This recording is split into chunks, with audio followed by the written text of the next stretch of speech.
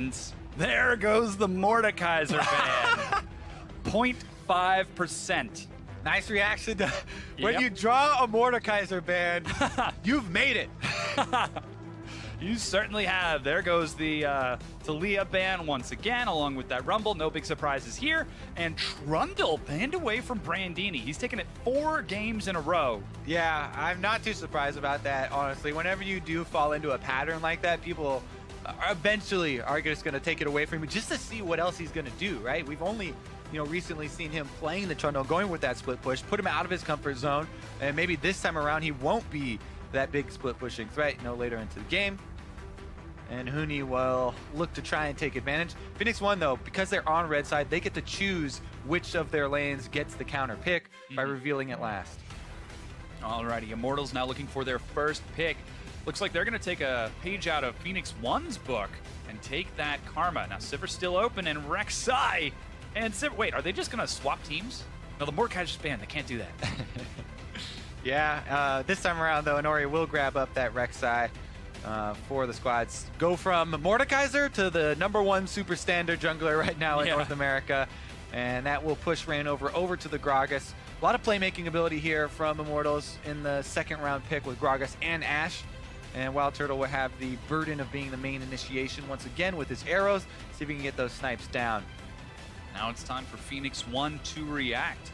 The solo lanes are still open. Pobelter and Huni still have got those 2 picks. You can see the coach Bonquish communicating now with Phoenix One for what they're going to be taking. There's 30 seconds left on the clock. They're working it down. We'll see if they've got something new. Of course, they've got to have high spirits after game #1, so maybe going with something a little bit more standard might just revitalize them even more.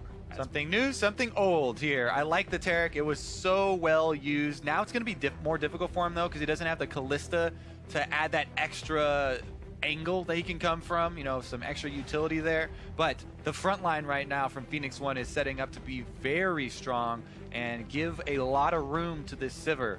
So that team fight later into the game, and once Sivir does start getting those crit multipliers coming through, is going to be very scary. I really like pairing Taric with something that can ensure that you get the team fight afterwards. Yes, they don't have the Callista, but Sivir's speed boost is going to be great because Maokai route, point and click. You're getting somebody to stick around. And if the Taric ult is coming down, that's all you want. You want to lock people in place. They've got the speed. They have the lockdown to do it now. Ooh. Someone who can save whoever gets Twisted Advance upon with the Tom Kench here. So it will be over to Adrian, I believe. I mean, technically, we can go through all the different iterations of swaps that these guys can do, but I would assume this is the support Tom Kench for Adrian into the Taric. Meanwhile, that puts Alawi top for Huni.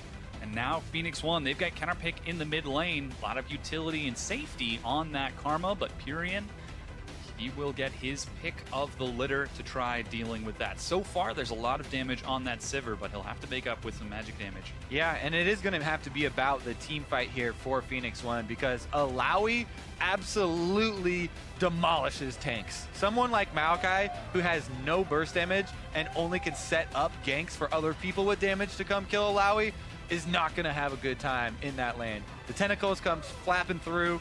There it is. That's a good little angle there from Phoenix One. They answer the pick with the Twisted Fate. That's someone who can come for those surprise ganks and try and punish someone like Alawi who does not have an escape but likes to play aggressively, likes to push the lane and get that extra harass on you while you are under your turret. And that's such great synergy. Maokai with a point-and-click snare. Taric, if he can land a stun to combo it up, or even following the gold card. Phoenix One rounding out their composition. And now Immortals breaking out the Alawi and Tom Kench to try to break this apart. Yeah, the one thing that they do lack a little bit with that last pick, Twisted Fate, as you mentioned, you are looking for a bigger damage source as far as magic damage is concerned. Twisted Fate is not exactly the highest DPS mage from the mid lane. It's much more about creating those early plays with the ultimate to try and enable other people to get extra gold. And it is going to be a lot on Mash's shoulders to put out the DPS for that team if they want to take this 2-0 and add Immortals to the list of top teams that they've taken down. The trophy case, will it grow larger or stay the same size? Again, this is the last match that Phoenix One are playing before that promotion tournament, so it's time to bring the heat. A lot of fans converted over the course of that last game. Will we get some more as we load onto the Rift? Immortals looking to bring us to game number 3, and Phoenix One trying to close out a 2-0 and say, you know what, remember that time we 2-1 to TSM? Well, we can 2-0 Immortals. Always got to raise the bar. Every time you achieve your goal, got to set a new one and aim high. Yeah, and we have got a quick pause loading into the Rift. We're going to get that figured out right quick, but let's talk a little bit more about these compositions. The big surprise for me watching Phoenix One is not only has they been getting better as a team, but their team comps have been evolving. Not only do they have these wacky picks, but they're also resorting to a little bit more standard picks as well. I mean, that's been sort of the case with them. As Inori said in the interview after last time when he picked Rengar, he was like, oh, they banned Rengar 3rd game? I wasn't even planning on playing him again. Yeah. That's the thing about the surprise picks and the surprise strategies. You use them for one quick win and then go back to something standard, something that's so much more reliable. Now they have the game advantage in this series. And they have that extra leg up to try and go with the super standard Rek'Sai and try and play it normal this way. Now they have a couple globals to work with. They have the Sivir Speed as well. And, they kind of rely on also their opponents being thrown off guard, carrying over into the next game after facing something like that in the first game, the opening match of the series. Well, with this best-of-3 format, Phoenix One, since coming together with their main 5, has really started thriving and showing that exceptional growth that we continue to talk about. But, as you can see, loading onto the Rift, everyone racing out. Defensive line so far from Phoenix One. I'm a bit concerned for Adrian if he's going to try to face-check it once again. There's no threat, but it's just a little... Yeah, he's staying back as well. Okay. It's a good sign. He's learned. 30 seconds until minions spawn. Yeah, trying to dodge around that vision. We'll see if he actually uses a trinket down there as well, as Gate has already bailed. Yeah, uses that trinket ward in that bush to keep an eye on it. And nice and slow. No early kills this time. We might have a standard match. Well, they did see the wards placed, so it's now the guessing game of, oh, are they sticking around? Are they swapping up to the top side? And it looks like we will have semi-standard lanes where they swap both duos up to the top side, calling the lane swap here. And that would mean that we would get to see that Alawi versus Maokai, which should be in Huni's favor and might draw, in response, some lane swaps from Phoenix One later down the line. We've seen that they're not afraid to do, later on in the game lane swaps, try and shove up the lane, kill a minion wave, and then start heading over first to get that couple seconds advantage in transition, and try and keep their opponents, changing and off balance. Both of the duo lanes now starting off with a camp on that top side of the map. Leash being given over to Reingover, but no leash for Inori, as Mash will start off with that first one, and Mash. Wildturtle will also get his 2. So Inori clearing that out. Fighting over the first minion wave here. Need to get control for the level 2. Stun catches Turtle. He's got some damage. Spell Shield used very early along with the exhaust. Slows now onto Gate. Adrian's looking for that tasty Sivir. But they're deep in the minion wave, though. Turtle was tanking the entire minion wave, melee and ranged minions there. So even though Phoenix One weren't getting much return auto attacks, they got a lot of return damage there onto the AD carry, which is the one with less sustain and the one that you want that extra harass on. Got to be very careful and respect early minion damage. When the fight is between minions and level 1 champions, the minion actually demands respect. Oh, yeah. Meanwhile, Huni gets a good dunk onto Brandini. Yeah, this is what it looks like when Alawi has a lane that can't go toe-to-toe and just gets to constantly push, heal up with the tentacle smashes here. Also able to land that Test of Spirit. That's huge. You clear out the minion wave first so that you can try and get that Test of Spirit through. And then once you get on them, extra harass for free under the turret here. Makes it annoying to CS, gets extra damage, makes them miss their CS. Reingover has found Inori. He doesn't have a smite, but Flash engages. Smite onto the red buff to heal, and Inori escapes. Yep, that heal actually does save him too. It is going to mean that he should forfeit this red buff though, and Reingover objective complete here as he does steal it. Didn't get the first blood, but did chase him off. Quick advantage for Reingover, getting that 3-buff start. Mash and Gate trying to keep themselves safe under the pressure of this Ashe and Tahm Kench in the top lane. Especially knowing that Rek'Sai is back, they've got to play it a little bit more defensive right now. Great tracking there from Reingover as well. Some educated guesses to go for that. And good timing. Finds the Rek'Sai. Small advantage though, just one camp, and Inori will be right back out on the field farming. So not a tremendous lead, but one camp and no red buff for Inori.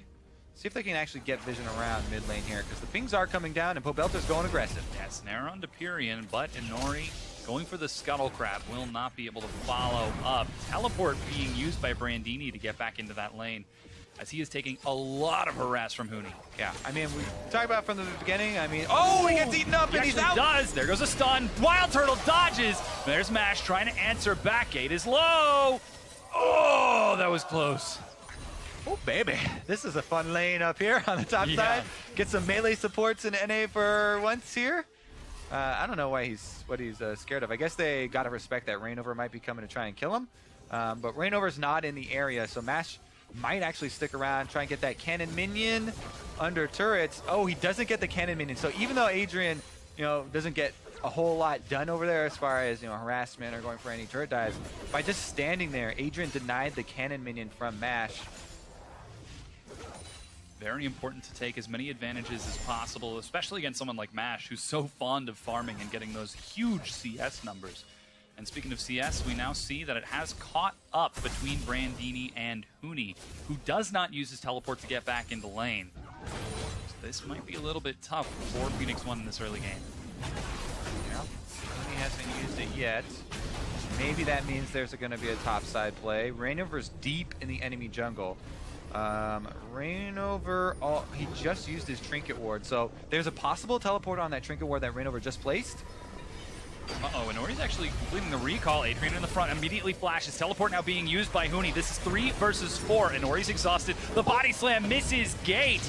And there's Pobelter teleporting as well. That's 5 people heading towards that lane. Gate falls. First blood through Immortals. Teleport number 2 for Immortals comes through. And Huni does have to use it on the top side. That means Brandini does get to catch up on CS in the bottom. But Maokai's not going to get much headway on this turret. Very slow turret taker. And just going to mean some extra CS caught up for him. Yeah, now you can see Wildturtle heading down towards that bottom lane. Looks to catch it, but here's the replay of that fight again. And let's look at, the big difference here as well in the mid lane. He had just forced Pirean back to base, so Twisted Fate was pretty far. And while Twisted Fate does not have teleport, the ultimate from Twisted Fate only goes a quarter of the way. So Pirean wasn't really able to answer that. And Pobelter teleports in to cut off the retreat, even though Reingover missed the body slam on Gate, and they do secure first blood.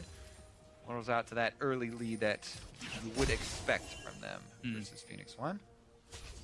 Very confident play from Immortals. Huni's actually down in this bottom lane as well, without a teleport. Wildturtle and Adrian are there. Might look to shove this wave and start trying to focus on that dragon. That is an ocean drake. Generation so very helpful. Yep, go for the turret trade, then peel back down into it. Now, you still do have to respect the Twisted Fate ultimate. That will also reveal and alert Phoenix One. If they really wanted to contest it, actually, the pings are going on secondary turrets, so it looks like they might even trade multiple turrets here. As Immortals are going to make quick work of the turret. Ever so slightly ahead in that race. And remember, this is Phoenix One with the mid lane mobility advantage now. Pobelter used his teleport, so he would have to walk the whole way over, whereas Twisted Fate does have ultimate ready. However, that Drake is traded over. It's a turret swap, but Immortals get the better of it by collapsing onto that Ocean Drake. No recalls yet from anyone on Immortals as blue buff is stolen and given over to Huni. Yeah, the blue buffs are traded right now because the tower pushing for Phoenix One continues. They push all the way up into the secondary turret. So what happened there is basically 2 minion waves were traded for this Drake. Because Phoenix 1 sent Brandini down to catch the minion wave as it hit their secondary turrets, and they just kept their top side pushing. That top side pushed into the turret, all the minions died, and Huni and Immortals instead got to get the early Ocean Drake, which is a very good early Drake, where you get a lot of mileage out of the regeneration in the early stages by backing off out of combat. You know, your jungler gets to use it for a really long time. And we'll see if that trade was worth it. And once again, Phoenix 1 with the later swaps in their duo bottom and Brandini to the top lane. Might look for yet another tier 1 turret trade as they shove this wave out very quickly. And Huni will be allowed to complete his recall as well, so seems like we're falling back to a little bit more standard early action between the two teams. Pobelter. Oh, he actually lands the tether, and that was a blue card. Pirean, you know, up until this point has been having a really good couple of sets for Phoenix 1, but he's getting pushed around a lot in this specific game by Pobelter, and it is costing Phoenix 1 a decent amount of pressure. Hasn't died yet, but here comes Huni to lend a hand.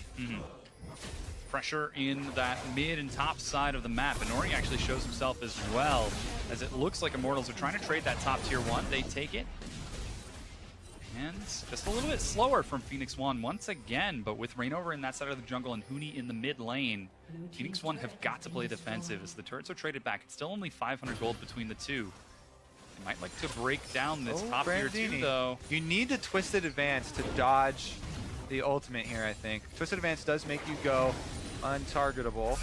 Oh, gold card onto Huni. He actually doesn't quite yet take Pirean. Pirean goes low. He's got to dodge the tentacle, but a cast from Reingover gets a kill. There goes a flash stun onto Huni, but he's taken away by Adrian. Late teleport from Brandini gets him into the fight. Wildturtle will die, and Phoenix 1 might try to chase here. Managed to land as slow, but 4 members of Immortals dissuade it. Yeah, quite a lot of mistakes actually from both sides in that little bit of turret dive there, but less from Immortals. And Pirean actually just dying right before the entire thing even really started, not respecting the Alawi tentacles at all. Good collapse there from Immortals to get the extra kill. Yeah, looks like Huni with that Phage and the hammer doing quite a bit. Yeah, let's take a look here because Pirean, yeah, Test of Spirit lands and he doesn't care at all. Then the tentacle hits not only the Spirit, but also Pirean, and the collapse from Immortals just finish it off. Here's where the problem happens though.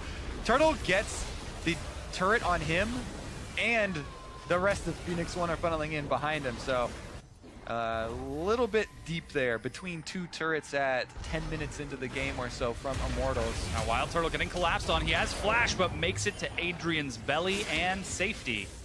Teleport is also canceled from Huni.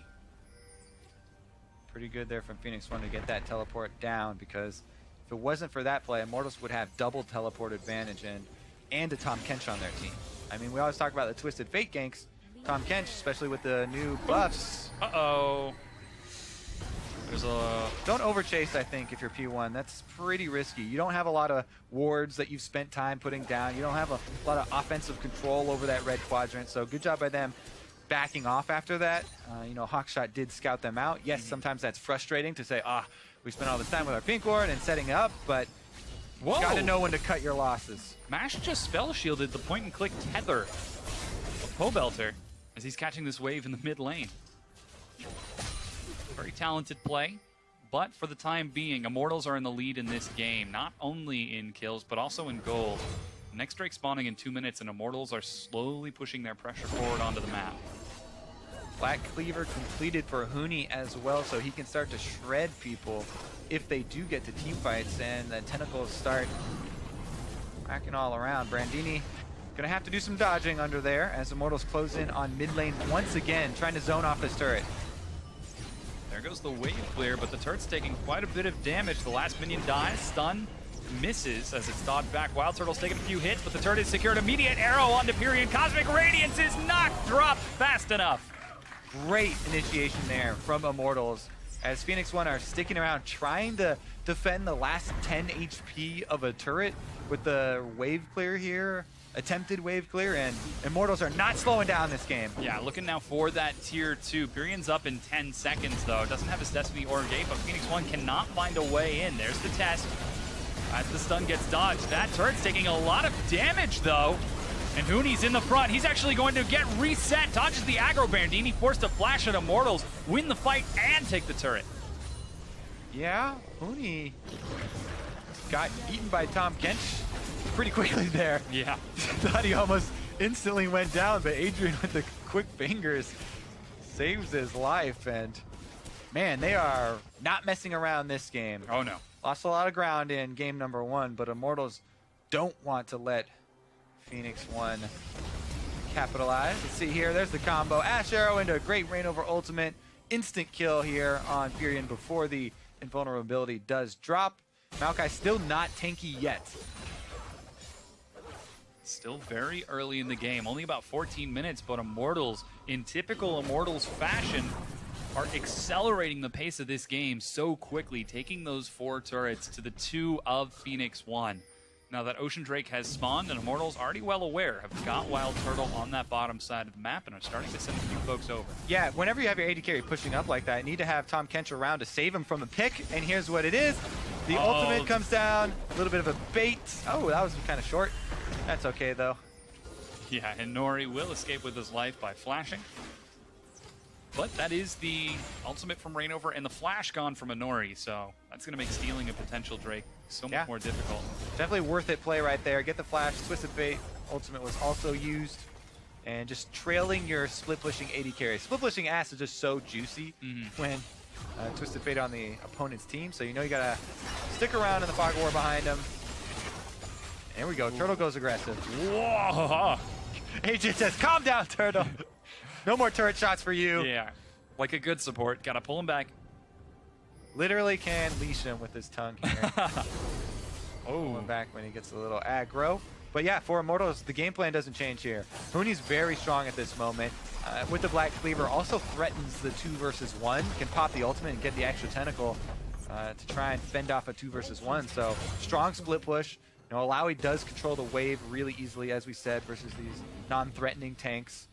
And Immortals are able to claim another outer turret with the 4-man squad, plus transition into that Drake, which is another Ocean Drake. Not the best for them, but they'll definitely stack that one up.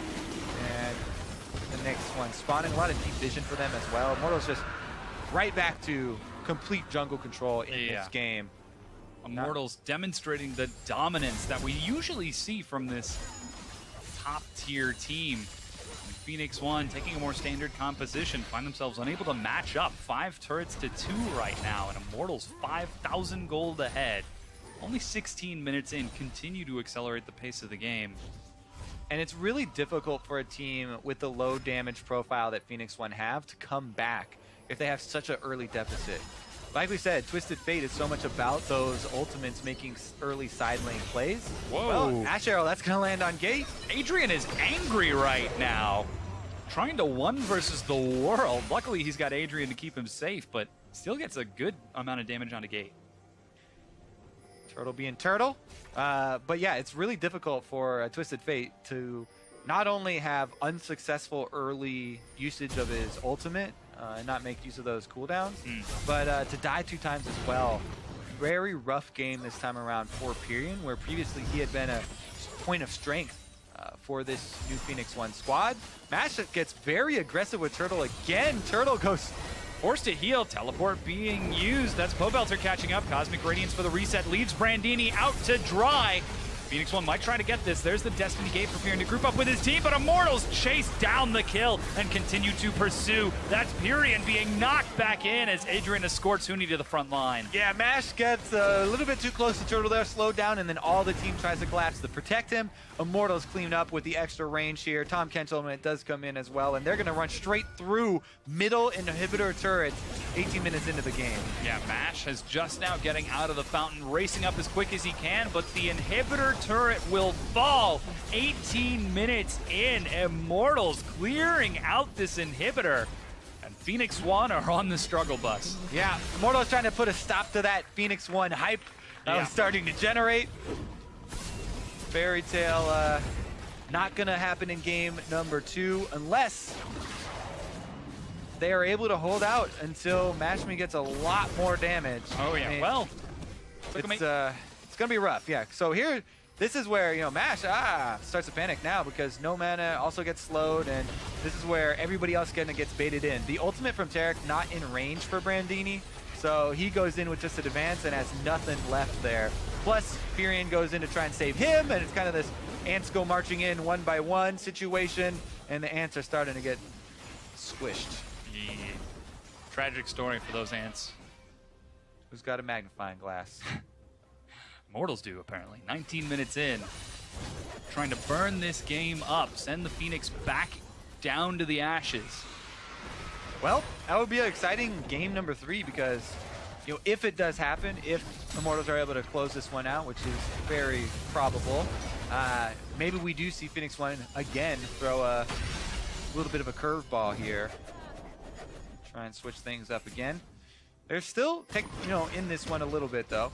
They can try and wave clear and wait around, punish some overdiving from Immortals. That has been one thing that people have criticized for them. Maybe Immortals mess up one of the turret dives. Problem is, there's not that many turrets, especially if they go mid lane. Yeah.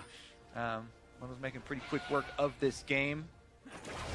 Very intelligent play as they're able to take this advantage. As we now start to hit that 20-minute mark, the super minions are cleared out wave by wave, and Inori's thinking he's sneaky right now. Yeah, Phoenix 1 have to be sneaky, right? Because they have to make a play where they outnumber Immortals, and they have an extra champion in the mix. Try and take advantage that way. In the straight-up 5-on-5, they just get outgunned. There's too much money on Immortals. They're too far ahead right now. You can't take a fair fight. So you have to start cheating a little bit, throw some dust in their eyes, Yeah, attack them from the brush. A little bit of pocket sand. And that's what Twisted Fate is all about, right? Trying to pop the ultimate and get a numbers advantage. Same thing with Sivir here. They try and get speed for everybody to collapse. Mortal's not going to let it happen, though. They just go right back to that 1-4 and pressure the turret with super minions going up mid lane. They're pressuring that top tier 2 turret. It's up to Phoenix 1 to try to defend. Lots of wave clear on Sivir and Twisted Fate, but Wildturtle slowly chipping away at that turret's health. Now he has to wait for the next minion wave while Huni pressures Brandini on the other side of the map. This is a scary siege, and once that turret falls, the arrow's off the cooldown. And there's the arrow. It catches Pirean through the laser. There goes the Cosmic Radiance. Catches 3. Brandini catches up with a teleport. Cask separates Phoenix 1. Pobelter is going to eat some damage. Brandini, though, forced to flash away. Gold card onto Turtle. Pirean cannot finish him off, and Turtle survives. Brandini tries to get into the back. Pobelter saves him. Immortals Pobelter manages to get the kill as that turret falls. There goes the journey, the abyssal voyage from Adrian to catch back up to the front line as Gate retreats and dies as well. 3 members of Phoenix 1 have died in this fight, and Huni wants to make it 4. Yeah, he's going to test the spirit. That won't be enough to kill him, but Mash will get slowed and have to dodge some tentacles on the way back. Inori in the 2 versus 1. Here we go. Yeah, not a great place for a Rek'Sai to be. He's doing a bit of damage to Reingover right now, but is about to be spoon-fed to Pobelter. Another kill, 10-2 right now, and a 10,000 gold lead for Immortals. It's so difficult when you're behind like this with Phoenix 1 and your hope is to pick somebody off and catch them out, but the other team has a Tom Kench to eat whoever you pick off and try and burst down. You know, there's not a lot of extra DPS after you use it on a single person, and the Tom Kench pick really showing its value as Turtle gets out of a bad position. Then he's going to use it on Pobelter, who gets chunked down and exhausted. He's not going to go down either. Actually, he just flashes out. Flashes over to the other side. And then once Huni arrives, it is all over. Phoenix 1, they had to make really quick work there. You know, at that point, your backs are against the wall, and you're trying to make a little bit of a risky play to get back into it. Now that it didn't work out. Oh, there we go. Got that kill. That's how they got the Wildturtle kill. But Baron Bait, very dangerous now. Twisted Fate Ultimate will be up soon, so they can at least try and check it that way. Maybe there is a Miracle Steal in the future of Phoenix 1. Inori's had a few of those. Certainly has done it before. But that Cloud Drake has spawned even yet another neutral objective for Immortals to try to take control of as that inhibitor respawns. Now 23 minutes in, they go right back to pressuring, looking to clear out that inhibitor within a minute of it getting back on the map, even clearing out the forward wards of Phoenix 1. Just controlling this game from top to bottom. Arrow onto Brandini to zone him away. Pirean needs to slow. He's in the front and will die to a crit from Wildturtle.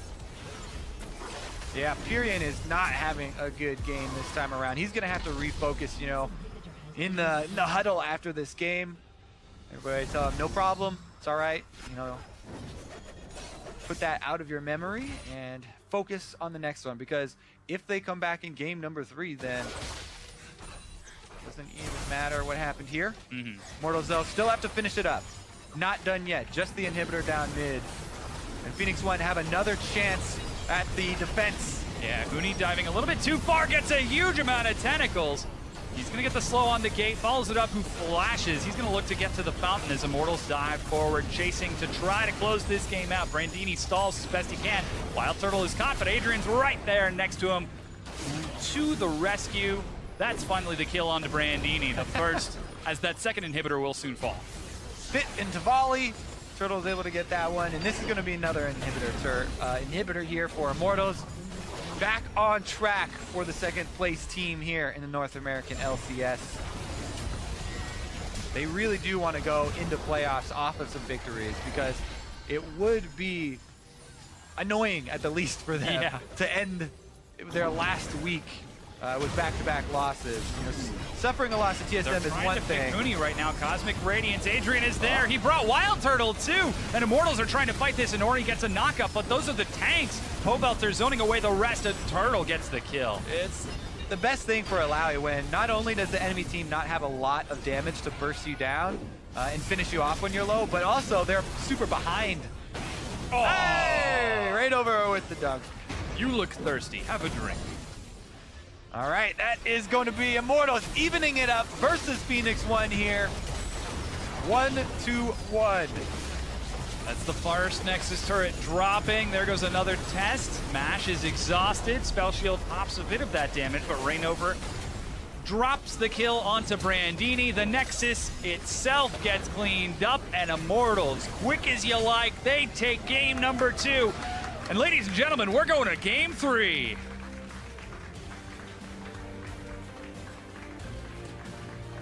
That is the face of an angry Huni. That is the face of a man who wants to win.